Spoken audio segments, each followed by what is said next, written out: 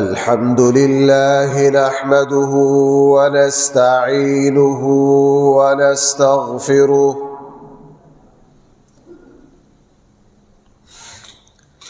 ونؤمن به ونتوكل عليه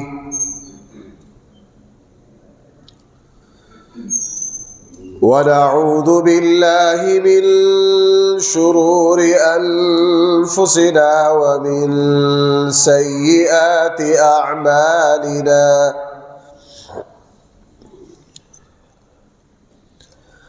من يهده الله فلا مضل له ومن يضلله فلا هادي له ونشهد أن لا إله إلا الله وحده لا شريك له ونشهد أن سيدنا وسندنا ومولانا محمدا عبده ورسوله صلى الله تعالى عليه وعلى آله وأصحابه وبارك وسلم تسليما كثيرا كثيرا. أما بعد فأعوذ بالله من الشيطان الرجيم. بسم الله الرحمن الرحيم. ويطعمون الطعام على حبه مسكينا ويتيما وأسيرا إنما نطعمكم لوجه الله لا نريد منكم جزاء ولا شكورا. صدق الله مولانا العظيم.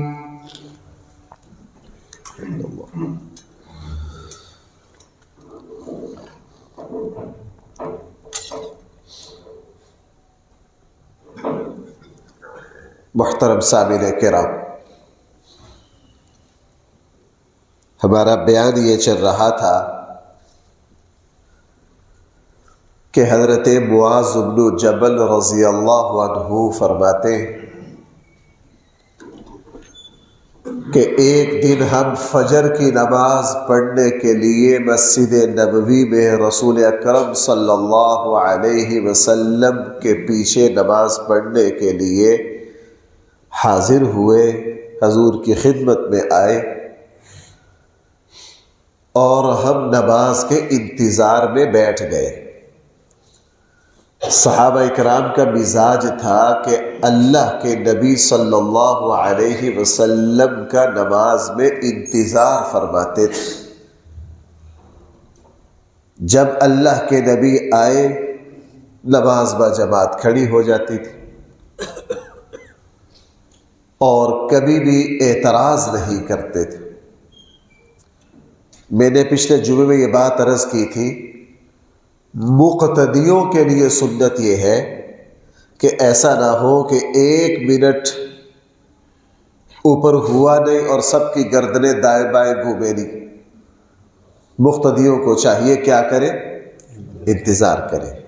ہاں، امام صاحب کو بھی چاہیے کہ مقتدیوں کو پریشانی میں نہ ڈالے، چونکہ کوئی مسافر بھی ہو سکتا ہے، کوئی دکاندار ہے، کسی کو کہیں جانا ہے۔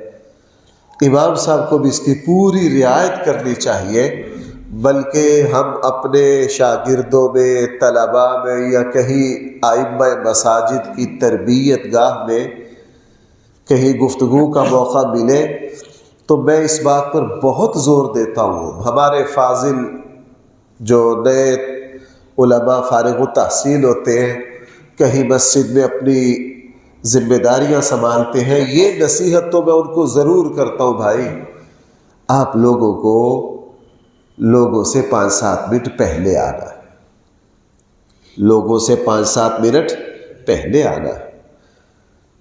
میں یہ بات اس لیے نہیں کہتا کہ پھر آپ لوگ ہمارے مولویوں کے خلاف اس کو استعمال کرتے ہو، تو میں اپنے خلاف تو نہیں نا آپ کو 2 پیج سکھانے لگا۔ آپ لوگ پہلے ہم پہ بڑے لطیفے بناتے ہو، بڑے جملے کستے ہو، اور پہلے ہی کہتے ہو ویکھے مولوی سارے ہمیں دینے۔ تو لیکن یہ ہماری لین کی کمزوری ہے۔ میں طلباء میں بہت اس پر سمجھانے کی کوشش کرتا ہوں، بھائی اب ماشاءاللہ کوئی 10:30 جمعہ پڑھنے آ گیا، کوئی 11:30 آ گیا، کوئی 12 آ گیا، اور میرے جیسا بندہ جو خام خواہ مفت میں اپنے آپ کو علامہ اور فلاں کہلواتا ہو، وہ تقریر کرنے کے لیے 10 منٹ لیٹ آ رہا، 15 منٹ لیٹ آ رہا ہے، تو بھائی یہ اس کو زیب نہیں دیتا، یہ اس کو زیب نہیں دیتا۔ بہرحال حضرت معاذ بن جبل رضی اللہ عنہ فرماتے ہیں ہم فجر میں حضور کے منتظر تھے، اللہ کے نبی ابھی تشریف لائے، ابھی لیٹ ہوتے ہوتے اتنی تاخیر ہو گئی کہ ہمیں یوں لگا کہ بس سورج نکلنا ہی چاہتا ہے، سورج نکلنے کے قریب آ گیا۔ اتنے میں رسول اللہ صلی اللہ علیہ وسلم تشریف لائے، جلدی تیز قدموں سے تشریف لائے، مصلی پر تشریف فرما ہوئے۔ ہم سب رسول اللہ صلی اللہ علیہ وسلم کے پیچھے نیت باندھ کر کھڑے ہو گئے۔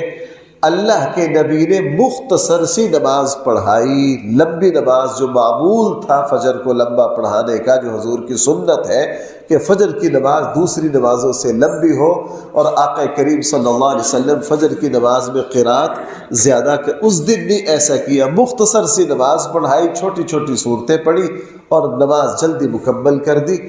جیسے ہی نماز مکمل کر کے ہماری طرف متوجہ ہوئے تو سارے صحابہ متوجہ ہوئے کہ آج ایسی کیا بات پیش آ گئی ہے کہ نبی کریم صلی اللہ علیہ وسلم دیر سے تشریف لائے ہیں، خیر ہے، کوئی مسئلہ؟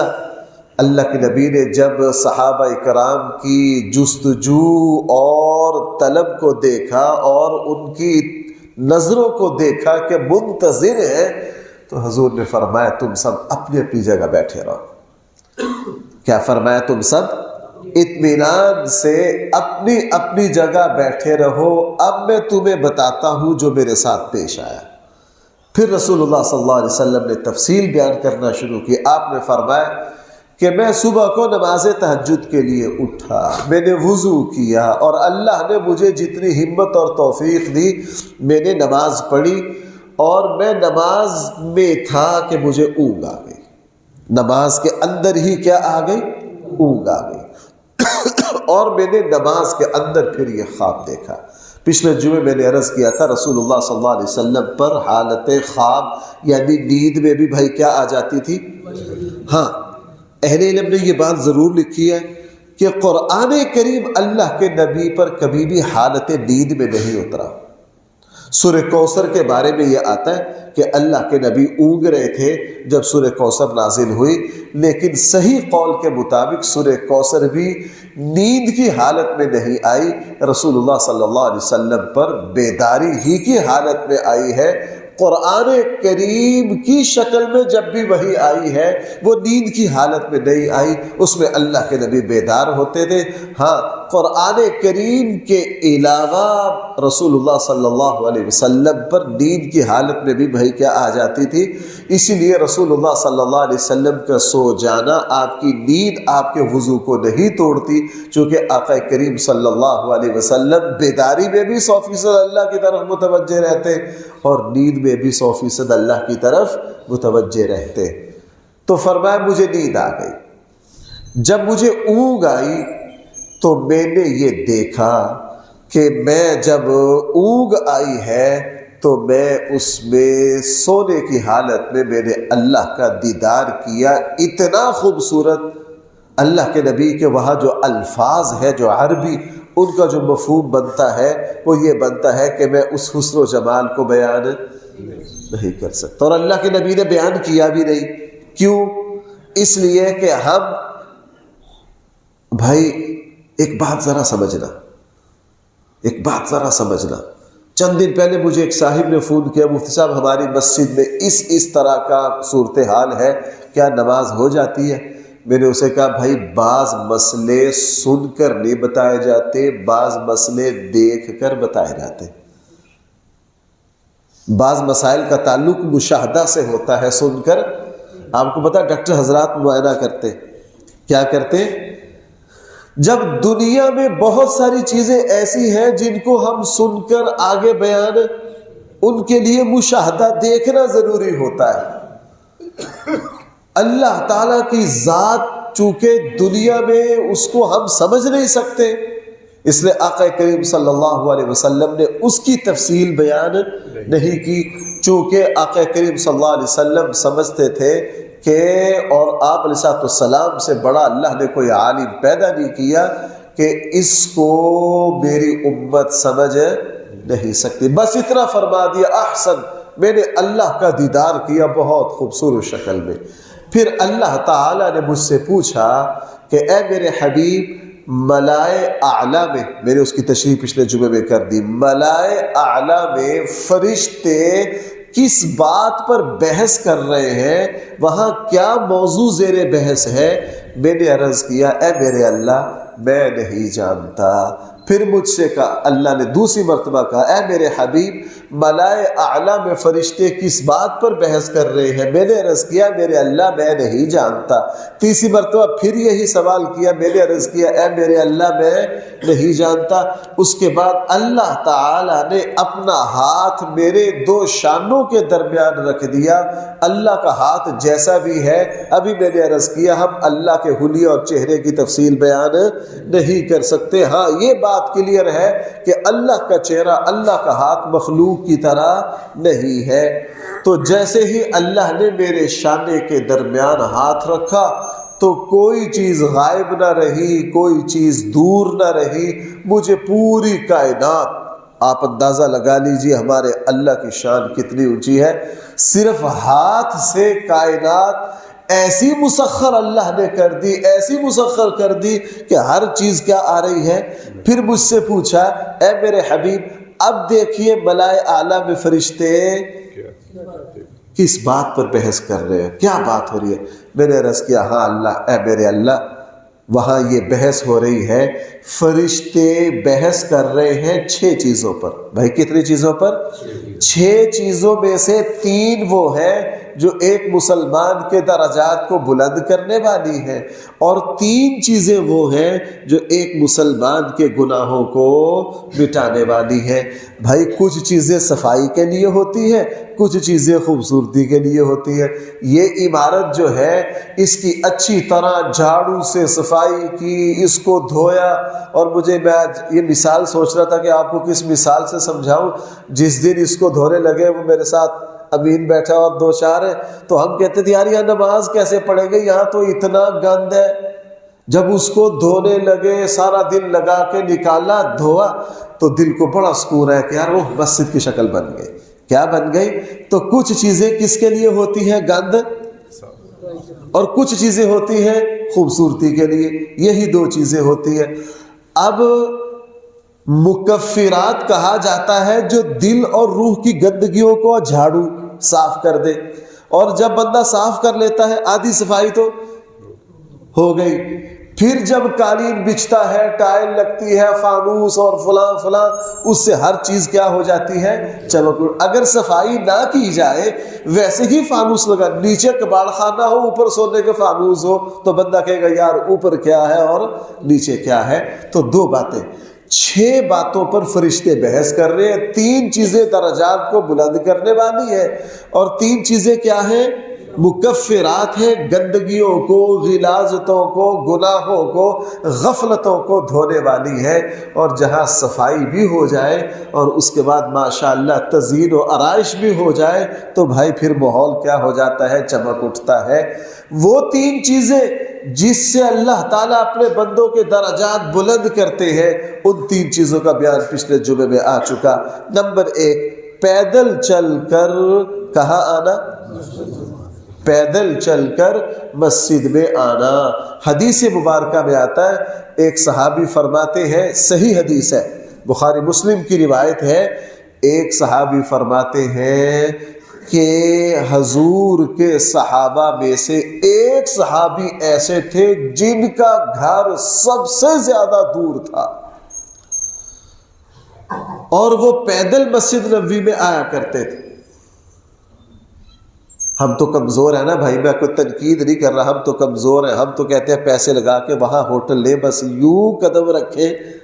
کیوں جی، ساری دوڑ ایسے ہی ہے نا کہ نہیں؟ اور ہم کمزور ہیں، سیدھی سی بات ہے. میں بھی اس طرح کرتا ہوں کہ یار قریب سے قریب ہو، ہر کسی کی کوشش ہوتی ہے. لیکن وہ اب صحیح حدیث میں آ گیا، اس صحابی کی رہائش سب سے دور، وہ اتنی دور سے نماز پڑھنے آتے تھے، اتنی دور سے جاتے تھے. صحابہ اکرام نے اکٹھے ہو کے ان کو مشورہ دیا حضور کی زندگی میں ہی، یار آپ اتنی دور سے پیدل آتے ہو، پیدل جاتے ہو، آپ سواری خرید لو، کھاتے پیتے ہو. انہوں نے کہا بھائی مجھے بھی پتہ ہے، لیکن میں نے نبی کریم صلی اللہ علیہ وسلم سے ارشاد فرمایا، یہ سنا ہے کہ تم یہ جو پیدل چل کر مسجد میں آتے ہو، یہ تمہارے لیے ایسا نور ہے جو تمہاری قبر کو روشن کرے گا، جو تمہیں میدان محشر میں روشنی دے گا. یہ چلنا کل قیامت والے دن تمہارے نامہ اعمال میں تلے گا. اس لیے تین چیزیں وہ ہیں جو مومن کے درجات کو کیا کرتی ہیں؟ بلند. نمبر ایک، مسجد میں فرائض کے لیے بھائی کس طرح آنا؟ پیدل چل کر آنا. اس کا یہ مطلب نہیں ہے سواری پر آنا منع ہے، یہ مطلب نہیں ہے. دور جو ہو بالکل سواری پر آ جائے، لیکن جہاں پیدل چل کے جانا ممکن ہو اچھی بات ہے، پیدل چلنا یہ بھی عبادات میں سے. نمبر دو، ناپسندیدگی کی حالت میں، پریشانی میں وضو کرنا. سردی ہے وضو کرنا، شادی ہے ماشاءاللہ پوری طرح تیار ہوئے ہیں، اب اپنا کوٹ کون اتارے اپنے کپڑے، لیکن پھر بھی کیا کرنا؟ وضو کرنا. بڑی اعلیٰ جرابیں پہن کر آئے ہیں اور اب وضو کا وقت ہے، کیا کرنا؟ اپنے پاؤں کو بھگونا. اور اسی طرح سخت گرمی ہے، اب گرمی شروع ہو جائے گی، ظہر کے وقت مسجد پہنچے، پانی جو ہے وہ تھوڑا گرم ہے، بڑا مشکل ہے. تو پریشانی اور تکلیف اٹھا کر بتکلف وضو کرنا، اللہ تعالیٰ نے فرمایا فرشتے اس بات پر بحث کر رہے ہیں کہ اس سے بھی ایمان والوں کے کیا ہوں گے. اور بھائی تیسری چیز کیا ہے؟ سلام پھیرتے ہی مسجد سے بھاگ نہ جانا، مسجد میں رکنا بیٹھنا، یہ مسجد کی محبت کی علامت ہے. ان تینوں عملوں کی کچھ تشریح میں پچھلے جمعے میں عرض کر چکا ہوں. اب ذرا آگے آئیے. تین باتیں وہ ہیں جو مکفرات ہیں، گناہوں کو مٹاتی ہے، غفلتوں کو مٹاتی ہے. بھائی کتنی چیزیں؟ نمبر ایک، رسول اللہ صلی اللہ علیہ وسلم کے شان مبارک پر خواب میں جب اللہ نے ہاتھ رکھا، پھر پوچھا ملائے اعلیٰ میں کیا بات ہو رہی ہے؟ تو رسول اللہ صلی اللہ علیہ وسلم نے فرمایا 6 چیزوں پر بحث کر رہے ہیں، 3 گناہوں درجات کو بلند کرنے والی اور 3 گناہوں کو. ان میں سے پہلی چیز نمبر 1 اطعام الطعام. فرشتے کہہ رہے ہیں جو مسلمان بے لوث دوسروں کو کھانا کھلائے گا، اللہ جل جلالہ اس سے اس کے سارے گناہوں کو مٹا دیں گے. اور قرآن کریم نے ارشاد فرمایا وَيُطْعِمُونَ الطَّعَامَ عَلَى حُبِّهِ مِسْكِينًا وَيَتِيمًا وَأَسِيرًا. وہ وَيُطْعِمُونَ الطَّعَامَ عَلَى حُبِّهِ، ہی ضمیر اللہ کی طرف بھی لوٹتی ہے، اپنی طرف بھی. اللہ کی محبت میں وہ لوگوں کو کھانا کھلاتے ہیں، مسکینا ویتیما واسیرا، غرباء کو، مساکین کو، قیدیوں کو، سب کو کیا کرتے ہیں. اور آگے پتہ وہ کیا کہتے ہیں؟ انما نطعمکم لوجہ اللہ، ہم تمہیں کھانا کھلا رہے ہیں کس کے لیے؟ اللہ کے لیے. الیکشن میں تو ساری دنیا کھانے کھلاتی ہے، وہ اللہ کے لیے نہیں ہے. اور بھائی ناراض نہ ہونا، ہمارے یہاں شادی بیاہ پر کوئی کھانا اللہ کے لیے نہیں ہوتا، اور طرح طرح کی رسومات میں فلاں میں کوئی اللہ کے لیے نہیں ہوتا. یار دوست ایک دوسرے کو پکڑ لیتے ہیں، بھائی تمہارا فلاں کام ہو گیا ہمیں کھانا کھلاؤ، وہ کوئی اللہ کے لیے نہیں ہے. اپنی رسموں پر منگنی فلاں فلاں فلاں نہ. انما نطعمکم لوجہ اللہ، کس لیے؟ اللہ کے لیے. اللہ کے لیے. میں ایک مرتبہ حرم سے نکل رہا تھا نماز پڑھ کے، ایک بڑے پڑھے لکھے آدمی وہ ڈرتے ڈرتے نا میرے قریب آئے، السلام علیکم، کہاں سے؟ جی پاکستان سے، فلاں کے تعارف کیا۔ اچھا، تعارف کرنے کے بعد مجھے کہا بھائی اگر آپ بات محسوس نہ کریں تو میں آپ سے ایک بات عرض کرنا چاہتا ہوں۔ میں نے کہا جی۔ کہنے لگے کہ ظاہر ہے آپ کے پاس بھی سارے وسائل ہیں، میں آپ کو نہیں جانتا، آپ مجھے نہیں جانتے، میں صرف اور صرف اللہ کی رضا کے لیے آپ کو کھانا کھلانا چاہتا ہوں۔ اور میں ہل گیا اس کی بات سن کے، پتہ نہیں کون تھا، میں مسجد سے نکل رہا ہوں، میرے پاس آئے بڑے ادب سے، میں تمہیں کس کے لیے کھانا کھلانا چاہتا ہوں؟ اللہ کے لیے کھانا کھلانا چاہتا ہوں۔ میں نے کہا بھائی آپ جس عظیم نیکی کے لیے میں آپ کی دعوت کو ٹھکرا نہیں سکتا، بس میری ایک ہی شرط ہے، ایک تو ٹائم زیادہ نہ لگے، دوسرا یہ جو اونچے اونچے ہوٹل ہیں اس طرح کی جگہ کھانا کھانے کی عادت نہیں، کسی عام جگہ بیٹھ کر عام جو سادہ کھانا ہے۔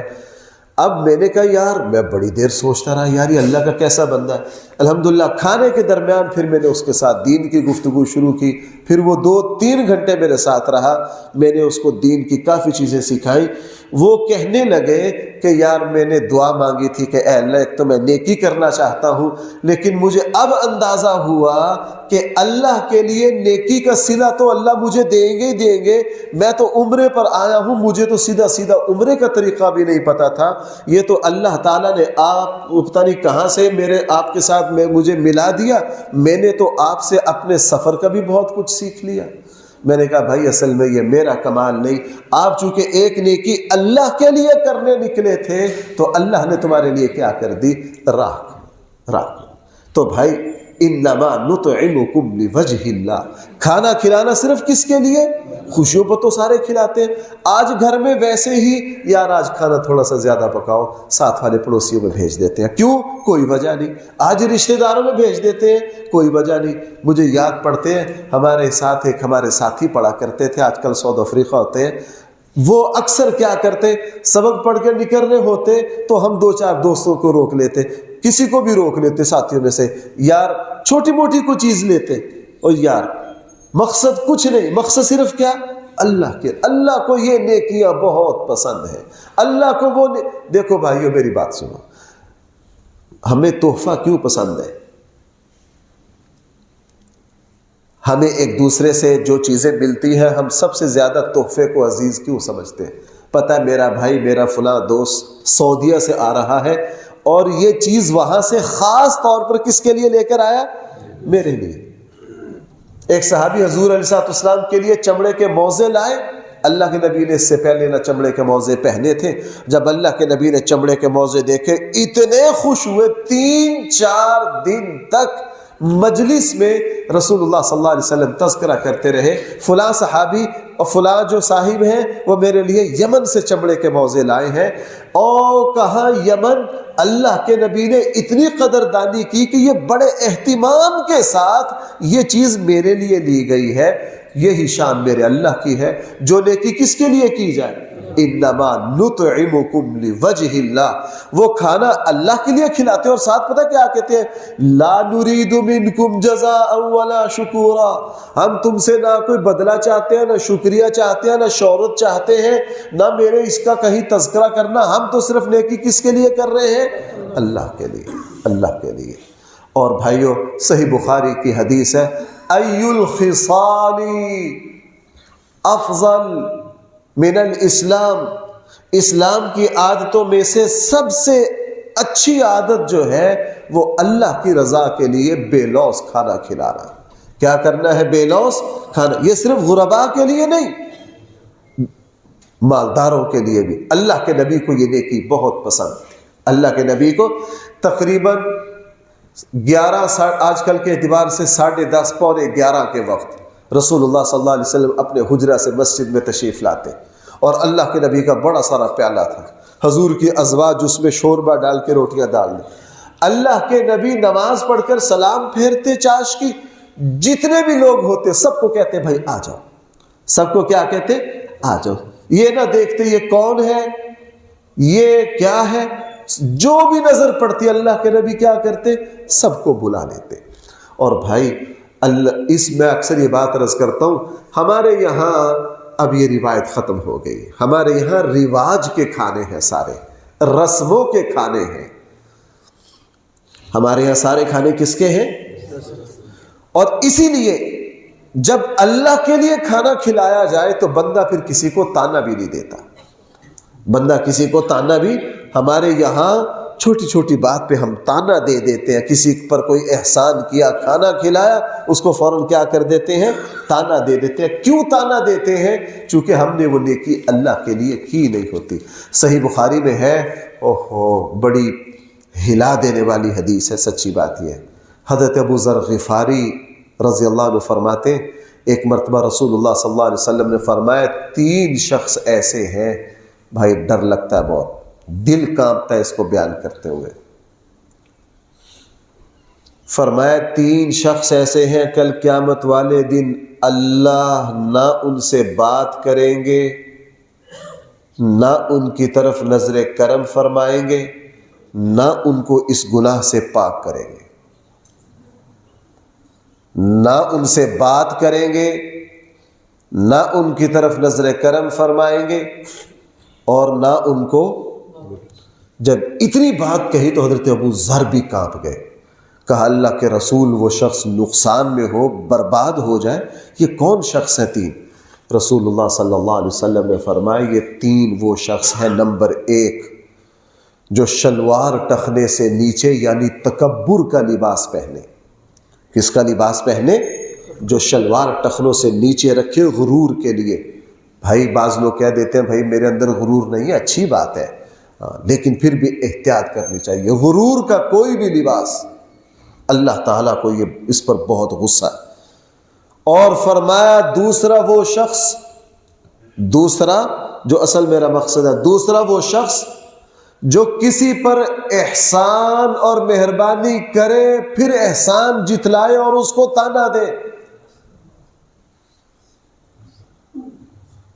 بھائی مجھے تو خود بہت اپنا ڈر لگ رہا، آپ کا مجھے پتہ نہیں زندگی میں اللہ مجھے معاف کرے، اللہ آپ کو بھی معاف کرے. یہ گناہ پتہ نہیں ہم سب نے کتنی مرتبہ کیا ہے. کمزور ہے بھائی، زبان سے نکل جاتا ہے. بار بار میں عرض کروں اللہ ہم سب کو کیا کرے. فرمایا اس شخص سے اللہ تعالی نہ نظر کرم فرمائیں گے، نہ اس سے بات کریں گے، نہ اس کو اس کے گناہ سے اللہ کیا کریں گے؟ پاک کریں گے. وہ شخص جو دوسرے پر احسان اور انعام کر کے پھر کیا کرے؟ جتلا دے. جتلانا یہ ہے، اس لیے جتلایا گیا ہے کہ ہم ان سے کسی نہ کسی چیز کی توقع رکھتے، کسی نہ کسی چیز کی کیا کرتے تھے؟ جو نیکی اللہ کے لیے کی گئی ہے بندہ کبھی بھی وہ اس کو بطور احسان جتلاتا نہیں ہے. تو بھائی مکفرات، فرشتے 3 چیزوں کے بارے میں بحث کر رہے ہیں ملائے اعلیٰ میں، جو مومن کے گناہوں کو کیا کر دے گی. ان میں سے پہلی کیا ہے؟ اطعام الطعام، کھانا کھلانا. اور دوسری چیز نرم بات کرنا. دوسری چیز کیا ہے؟ اس سے پتہ چلا بھائی وہ مسلمان خوش نصیب جن کا لب و لہجہ نرم ہے، جو نرم بات کرتے ہیں، ان کی نرمی خود بخود ان کے گناہوں کو مٹاتی رہتی. وہ ایسے خوش نصیب ہیں. اور اس سے الٹ مطلب کیا سمجھ میں آ گیا؟ وہ لوگ جن کا مزاج ہر وقت تنقید، جن کا مزاج ہر وقت زبان سے آگ اگلنا، جن کا مزاج ہر وقت طعن و تشویق، وہ جو بات بات پر گالی دیتے، آپ اندازہ کر لیجئے وہ اپنا کتنا نقصان کر رہے ہیں. نبی کریم صلی اللہ علیہ وسلم نے فرمایا ملائے اعلیٰ میں فرشتے ایسے 3 عملوں کے بارے میں گفت و شنید اور بحث اور مذاکرہ کر رہے ہیں کہ وہ 3 عمل ایک مسلمان کے گناہوں کو مٹا دیتے ہیں. بھائی ان میں سے نمبر 1 اللہ کے لیے دوسروں کو کھانا کھلانا، اور نمبر 2 کیا کرنا؟ نرم بات. میرے آقا صلی اللہ علیہ وسلم کے جو عظیم معجزات ہیں وہ مانوی معجزات، میں اس موضوع کو بہت مرتبہ بیان کر چکا، جو مسلسل میرے یہاں جمعہ پڑھتے ہیں ان کو یہ بات یاد ہو گئی۔ رسول اللہ صلی اللہ علیہ وسلم کے کچھ روحانی، کچھ مانوی نظر نہ آنے والے معجزات ہیں، وہ نظر آنے والے معجزات سے لاکھوں گنا بڑے ہیں۔ میں آپ کے سامنے حضور کا ایک معجزہ بیان کرتا ہوں۔ رسول اللہ صلی اللہ علیہ وسلم نے انگلی کے اشارے سے چاند کے 2 ٹکڑے کیے، بہت بڑا معجزہ ہے، بہت بڑا معجزہ ہے۔ لیکن اس سے بڑا معجزہ یہ ہے کہ نبی کریم صلی اللہ علیہ وسلم کی 63 سالہ زندگی میں اللہ کے نبی کی زبان مبارک سے نکلے ہوئے کسی ایک لفظ سے بھی کسی مسلمان اور کافر کو ایک لمحہ کے لیے تکلیف نہیں پہنچی۔ ایک لمحہ کے لیے کوئی مائی کلال تاریخ میں ایک لفظ لائے، کوئی ایک لفظ لائے کہ رسول اللہ صلی اللہ علیہ وسلم نے فلاں موقع پر کوئی ایسا لفظ کہہ دیا، کہیں اللہ کے نبی کو شک بھی پڑ گیا نا کہ شاید میرے اس ہلکے پھلکے لفظ سے اس کو تکلیف پہنچی ہے، اللہ کے نبی فوراً کیا کر لیتے؟ معذرت کر لیتے۔ اللہ کے نبی فوراً کیا کر لیتے؟ یہ اللہ کے نبی کا چاند کے 2 ٹکڑے کر دینے سے بڑا معجزہ ہے کہ رسول اقدس صلی اللہ علیہ وسلم کی زبان مبارک، آپ کے الفاظ، آپ کا لب و لہجہ، آپ کا مزاج اتنا نرم، قرآن کریم نے خود آپ کی نرمی کو بطور معجزہ بیان کیا، فرمایا فَبِمَا رَحْمَةٍ مِّنَ اللَّهِ لِنْتَ لَهُمْ، اللہ کی آپ پر رحمت ہے، اللہ نے آپ کو کیا کر دیا؟ نرم۔ وَلَوْ كُنْتَ فَظًّا غَلِيظَ الْقَلْبِ لَانفَضُّوا مِنْ حَوْلِكَ، نبی جی اگر ہم آپ کو سخت مزاج کا بنا دیتے، سخت لب و لہجے کا بنا دیتے تو سارے لوگ آپ کے پاس سے اٹھ جاتے۔ اور بھائیوں، ہم آپ لوگوں سے کیا شکوہ کریں، آپ لوگوں سے کیا شکوہ کریں؟ حقیقت یہ ہے ممبروں پر بیٹھنے والوں کے لہجے اب وہ بن گئے ہیں کہ جب تک دوسروں کی پگڑیاں نہ اچھال دے، جب دوسروں کی اینٹ سے اینٹ نہ بجا دے، اس وقت تک ان کی تقریر تام نہیں ہوتی۔ ہم سب کا یہی حال ہے، ہمارے ٹی وی چینلوں پر دیکھ لو، ہمارے ماحول میں دیکھ لو، نرم۔ میں نے آپ کو ایک لطیفہ ہے، قرآن کی آیت بھی، حضرت نرمی کتنی ضروری ہے، نرم لہجہ کتنے دور رس اثرات مرتب کرتا ہے، نرم لہجہ غیروں کو کس طرح اپنا بنا دیتا ہے، نرم لہجہ الجھے ہوئے مسائل کو کس طرح سلجھا دیتا ہے، نرم لہجہ ٹوٹے ہوئے رشتوں کو کس طرح جوڑ دیتا ہے، نرم لہجے نے دشمنیوں کو دوستیوں میں کس طرح بدل دیا۔ میں خود اپنی بات آپ سے سچی بات ہے، مجھے اپنا عیب بیان کرتے ہوئے زندگی میں میری اپنی 10 مثالیں ایسے ہیں کہ فلاں موقع پر یار میں نے ذرا لہجہ سخت استعمال کیا، اس کا نقصان ہوا، مجھے نہیں یاد پڑتا۔ بدترین سے بدترین جگہ جب بھی اپنے آپ کو سنبھال کر نرم لہجہ اختیار کیا ہے، اللہ کی قسم اللہ نے دین اور دنیا کے اعتبار سے برکت ہی پیدا کی ہے وہاں۔ بعض موقع ایسا ہے کو ایک کی جگہ 6 سناؤ، اگر سنا دی صرف ایک فائدہ ہوا ہے، دل کی بڑاس نکل گیا، اور کچھ بھی نہیں ہوا، اور کچھ بھی سوائے دل کی بھڑاس کے، صرف نفس کے خوش ہونے کے کہ میں نے ایسی کی تیسی پھیر دی ہے، اس کے علاوہ اور کچھ نہیں ملا۔ اور جہاں اپنے آپ کو سنبھال کر نرم بات کی ہے، اللہ نے وہاں کیا پیدا کر دی؟ خیر پیدا کر دی، اللہ نے وہاں خیر پیدا کر دی۔ اور اللہ تعالیٰ یہ نعمت مجھے عطا فرمائے۔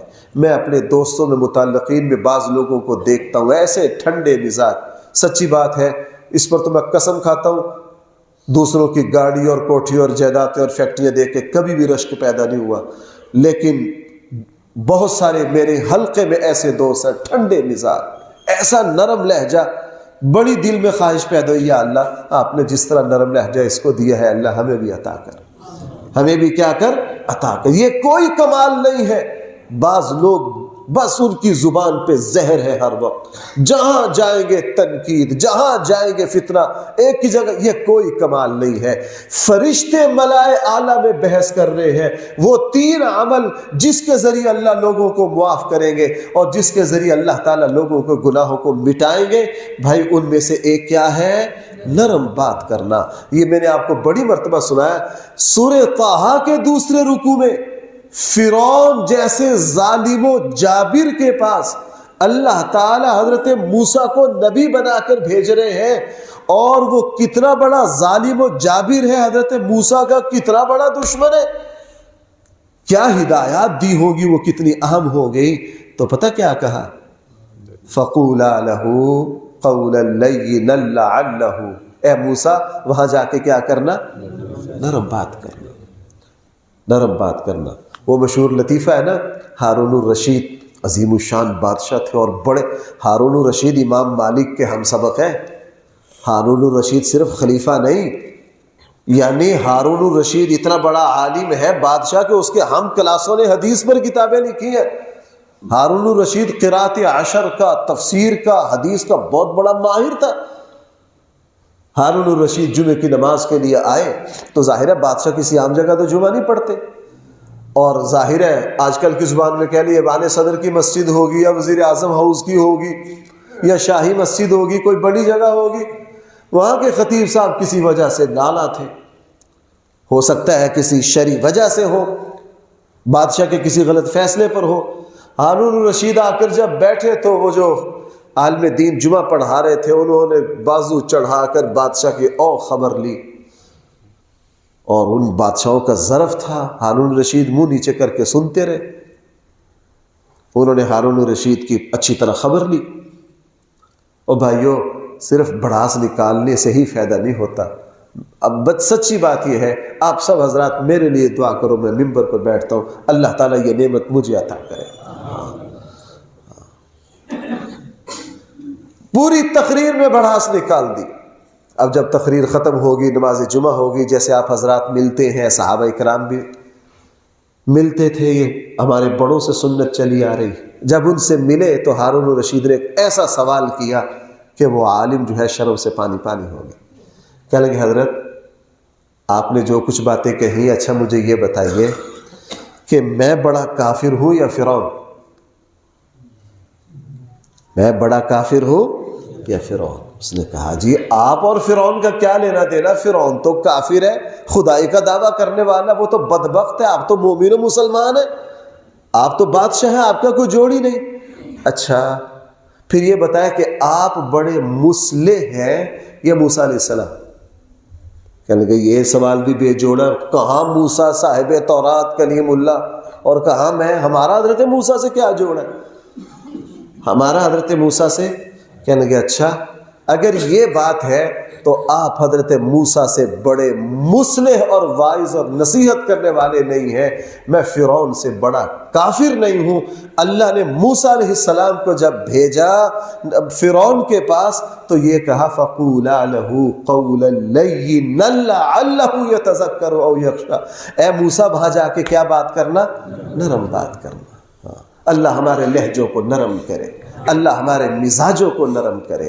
بھائیو فرشتے بحث کر رہے ہیں، اور تیسری وہ چیز فرشتے بحث کر رہے ہیں جس سے اللہ اپنے بندوں کے گناہوں کو مٹا دیتا ہے، تیسری وہ ہے الصلاۃ والناس نیام، ایسے وقت میں نماز پڑھنا جب لوگ سوئے پڑے ہوں، یعنی تہجد کی نماز۔ ایسے وقت میں کیا کرنا؟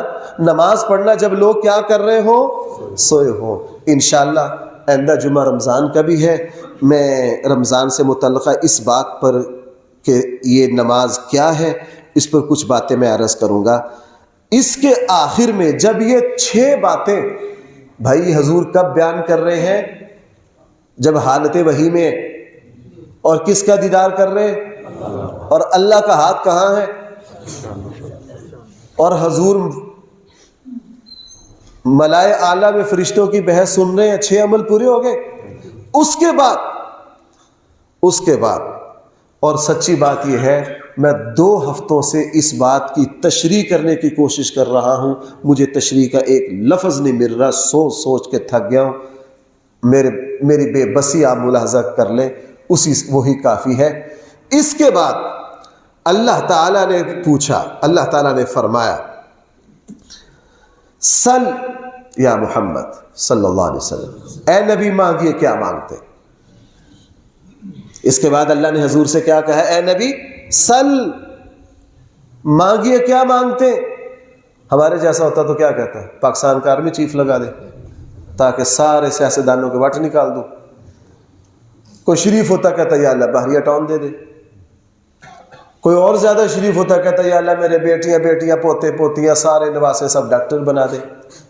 یہ چیزیں مانگنا غلط نہیں، لیکن ہماری مانگ صرف ہماری بھاگ دوڑ بس یہی ہے۔ میں حیران ہوں اس حالت میں اللہ حضور سے کیا فرما رہے ہیں؟ سل، اور حضور کیا مانگ رہے ہیں؟ حقیقت میں میری اور آپ کی نگاہ میں شاید ان باتوں کی قدر نہ ہو، اس لیے مجھے مل نہیں رہا لفظ میں کہ اس دعا کی میں تشریح کس طرح کروں، اپنے آپ کو 100% عاجز پاتا ہوں۔ آپ ذرا اس سے حضور کے قلب کا میلان دیکھ لیجئے کہ اللہ کے نبی مانگ کیا رہے ہیں اور اپنی امت کو سبق کیا دے رہے ہیں۔ اے میرے امتیوں، اگر اللہ سے مانگنا ہو تو مانگو کیا؟ ویسے ہم دنیا بھی مانگیں گے، حدیث میں ہے تسبیح بھی مانگنا ہو کس سے مانگو؟ ربنا آتنا فی الدنیا حسنہ وفی الآخرۃ حسنہ۔ ہم چھوٹی سے چھوٹی چیز اللہ سے مانگیں گے، لیکن یہ نہیں کہ ساری زندگی چھوٹی چیزیں ہی مانگتے رہیں، جو حقیقی چیزیں وہ نہ مانگے۔ فرمایا سل، اے میرے محبوب مانگیے۔ قلت، حضور فرماتے ہیں میں نے پھر اللہ سے مانگا، اللہم انی اسألک فعل الخیرات وترك المنكرات وحب المساكين وأن تغفر لي وترحمني وإذا أردت فتنة في قوم توفني غير مفتون وأسألك حبك وحب من يحبك وحب عمل يقرب إلى حبك۔ یہ دعا مانگی، اے اللہ میں آپ سے فعل الخیرات، آپ سے نیک عمل مانگتا ہوں۔ آپ سے کیا مانگتا ہوں؟ یہ چھوٹا لفظ ہے، فعل الخیرات بہت وسیع لفظ ہے، یہ ترجمہ میرا بہت لولا لنگڑا سا ہے۔ فعل الخیرات، اے اللہ میں آپ سے خیر، میرے اوپر نیکی اور خیروں کے دروازے کھول دے اللہ۔ او بھائی، جس ہستی کی چٹ سے جنت ملنی ہے، جنت الفردوس بنی جس کے لیے ہے، اور وہ جنت اللہ نے نبیوں پر حرام کر دی ہے، جب تک یہ بادشاہ جنت کے دروازے پر نہ چلا جائے اللہ کا محبوب، وہ کیا مانگ رہا ہے؟ اللہ مجھے نہیں، میں آپ سے کیا مانگتا ہوں؟ فعل الخیر وترک المنکرات، اے اللہ گناہوں کا چھوڑنا آپ سے مانگتا ہوں۔ اور بھائیو مجھے بتاؤ، حضور کا کوئی گناہ ہے؟ گناہ تو دور کی بات ہے، نبی کو تو گناہ کا خیال بھی نہیں آتا۔ نبی تو سراپا کیا ہے؟ گویا کہ حضور اللہ سے یہ مانگ کر مجھے اور آپ کو سکھا رہے ہیں کہ اس ذات سے مانگنا ہے تو یہ مانگو۔ وَتَرْكَ الْمُنْكَرَاتِ، اور اگلی بات وَحُبَّ الْمَسَاكِينِ، اے اللہ میں غریبوں کی محبت مانگتا ہوں۔ آئے ہائے ہائے، اس جملے نے مجھے ہلا کے رکھ دیا، سچی بات یہ، وَحُبَّ الْمَسَاكِينِ، اے اللہ میں غریبوں کی محبت مانگتا ہوں۔ ہمارے یہاں فخر ہے، اگر میرے بیان میں کوئی ڈی سی اے سی یا کوئی عام ایس ایچ او آ جائے نا تو میرے ممبر پر پاؤں نہیں لگے کہ میرا یہ حلقہ احباب میں بڑے بڑے بزنس مین ہیں، اور ہمارے یہاں باعث فخر ہے۔ ہم ایسی جگہ کھانا پسند نہیں کرتے، اور یہ عام لوگوں کا، آپ کو پتہ ہمارے یہاں کی ایلیٹ کلاس کے کھانے کے ہوٹل بھی وہ کہتے ہیں جہاں غریبوں نے کھانا ہو، ہم تو اس ٹاؤن میں گھر نہیں بناتے جہاں غریب ہو۔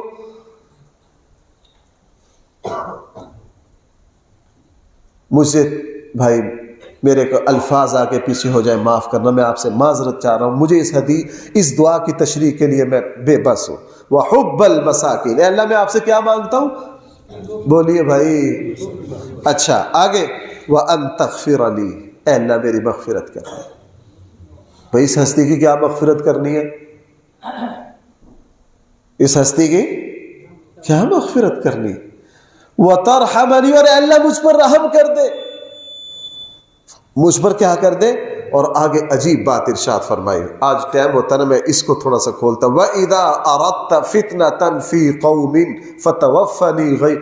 اے اللہ جب آپ کسی قوم کو فتنے میں مبتلا کرے، آزمائش میں مبتلا کرے، اے اللہ اس آزمائش کے آنے سے پہلے پہلے مجھے اٹھا لینا. اے اللہ مجھے فتنے میں مبتلا نہ کرنا، مجھے فتنے میں مبتلا نہ کرنا. رسول اللہ صلی اللہ علیہ وسلم نے فرمایا لوگوں 60 ہجری کے فتنوں سے پناہ مانگو. کیوں جی، ہے کہ نہیں؟ 60 ہجری کے فتنوں سے صحابہ اکرام دعا مانگتے. ابو ہریرہ کہتے ہیں یا اللہ 60 ہجری قریب آ گئی ہے، مجھے اٹھا لے، مجھے کیا کر لے. اور آپ کو پتہ ہے 60 ہجری کے بعد ہی یزید کا زمانہ شروع ہوا اور واقعہ کربلا کے واقعات آئے. اکابر صحابہ دعائیں مانگتے ہیں اللہ ہم نے اپنے حبیب سے سنا ہے فتنوں کا زمانہ قریب آ رہا ہے، اے اللہ ہمیں فتنوں سے پہلے پہلے اٹھا لے، ہمیں کیا کر لے فتنے سے. آخری وقت ٹائم پورا ہو گیا، میں بھائی اگر اجازت 1-2 منٹ لے لوں آپ کے. عمر بن عاص آخری وقت میں اتنا پھوٹ پھوٹ کے روئے. بیٹے نے فاتح مصر بیٹے نے کہا عبداللہ بن عمر بن عاص بڑے محدث ہیں، ابا جی کیوں رو رہے ہیں، آپ تو حضور کے ساتھیوں میں سے. کہا بیٹا 3 دور آئے ہیں میرے اوپر، میں ان 2 دوروں کی وجہ سے، پہلا دور میرے اوپر آیا ہے کفر کا، میں بدترین دشمن تھا اور نجاشی کے پاس صحابہ کرام کو گرفتار کرنے کے لیے مکہ کا جو وفد گیا تھا اس کے سربراہ بھی عمر بن عاص ہے. وہ میرا دور ایسا تھا کہ مجھے اللہ کے نبی سے زیادہ نفرت کسی سے نہیں تھی، اگر اس وقت مر جاتا تو جہنم میں جاتا. پھر دوسرا دور مجھ پر آیا کہ میں ایمان لایا، اللہ کے نبی کے ساتھ جنگوں میں شریک ہوا. کاش میں اس دور میں میری موت آ جاتی تو میں جنت میں جاتا. پھر تیسرا دور آ گیا جس سے میں ڈر رہا ہوں. تیسرا دور وہ آیا جس میں حضرت علی اور حضرت معاویہ کے درمیان اختلافات ہوئے اور پھر یہ صحابی بھی ان اختلافات کا حصہ رہے. یہ جو تیسرا دور آیا کاش میں اس سے پہلے پہلے مر چکا ہوتا اور میں اس آزمائش سے بچ جاتا. آپ اس سے سمجھ لیجئے کہ ان لوگوں کی آخرت پر کتنی نظر تھی، ان لوگوں کی آخرت پر. ہاں آگے فرمایا، بس میں ترجمہ کرتا ہوں. حضور اللہ سے مانگ رہے ہیں وَأَسْأَلُكَ حُبَّكَ، اے اللہ میں آپ کی محبت مانگتا ہوں. بھائی ہم نے کبھی اللہ کی محبت مانگی ہے؟ اے اللہ اپنی محبت ہمارے دلوں میں ڈال دے، کبھی یہ سوال کیا ہم نے؟ وَحُبَّ مَن يُحِبُّكَ، اے اللہ اس بندے کی محبت بھی میرے دل میں ڈال دے تو تجھ سے محبت کرتا ہوں. اے اللہ اس بندے کی محبت بھی میرے دل میں ڈال دے. وَحُبَّ عَمَلٍ يُقَرِّبُ إِلَىٰ حُبِّكَ، اور اے اللہ وہ عمل میری نگاہ میں محبوب بنا دے جو آپ کی محبت کا سبب بنے. اور اس کے بعد حضور نے فرمایا اِنَّهَا حَقٌ، لوگوں یہ جو کچھ میں نے بیان کیا ہے حق ہے، تم اس کو یاد بھی کر لو اور اس پر عمل بھی کرو. میں اس حدیث کو یاد رکھیں گے آپ حضرات. میں نے جمعے کی 2 تقریروں میں اس کی کچھ تشریح کرنے کی عرض کی. ایک بات رہ گئی تھی جس کو میں مختصر کر گیا کہ جب لوگ سو رہے ہوں اس وقت کیا کرنا، نماز پڑھنا. انشاءاللہ جمعے کے موضوعات میں سے وہ ایک چیز ہے، انشاءاللہ اس کو رمضان کے مضامین میں آپ کے سامنے عرض کیا جائے گا. اللہ تعالیٰ مجھے اور آپ کو صحیح سمجھ عطا فرمائے.